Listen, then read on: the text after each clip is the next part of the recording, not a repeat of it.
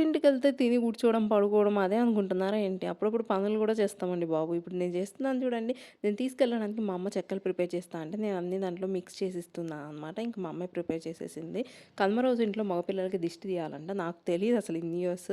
First time మా అమ్మమ్మ అయితే ఇంక దిష్టి తీసేస్తుంది నా కొడుక్కి. పాష్‌గా ఉండాలని అమ్మమ్మ అన్నా కానీ నేనైతే అవ్వ అనే పిలుస్తున్నాననమాట. మా అవ్వ, మా అమ్మ, నేను, నా కూతురు 4 జనరేషన్స్ అనమాట. ఫోటోస్ గూడా మంచిగా దిగాము.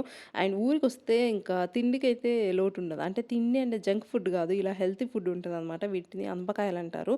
ఉడికేసుకొని తినొచ్చు. ఇప్పుడైతే ప్రెజెంట్ ఉడికేసుకొని తింటున్నా. అండ్ ఆ గింజలు ఒలిచేసి కర్రీ గూడా తింటామనమాట. ఇది పాలకోవాతో పాలకోవా చూసుకోవా ఎంతమందికిష్టం? నాకైతే చాలా ఇష్టం. హైదరాబాద్‌లో ఒకసారి తిన్నా గానీ అసలు వరస్ట్ అనిపించింది టేస్ట్. మా ఊర్లో అయితే సూపరుంటది. అండ్ గారెలు అండ్ నెక్స్ట్ ఈ పెసరకాయలు. పెసరకాయలు ఇలా ఉడికేసుకొని తింటారనమాట. అండ్ నెక్స్ట్ కందికాయలు గూడా. మనకిక్కడ దొరుకుతాయి గానీ హైదరాబాద్‌లో పారమ్మి అనమాట. మంచిగుండవు. బట్ ఇవైతే సూపర్‌గా ఉంది. వీడియోస్ చూస్తున్నారు. లైక్స్ గూడా చేసేయొచ్చు. కానీ ఫ్రీనే గదా! సబ్స్క్రైబ్ కూడా చేసేయరు.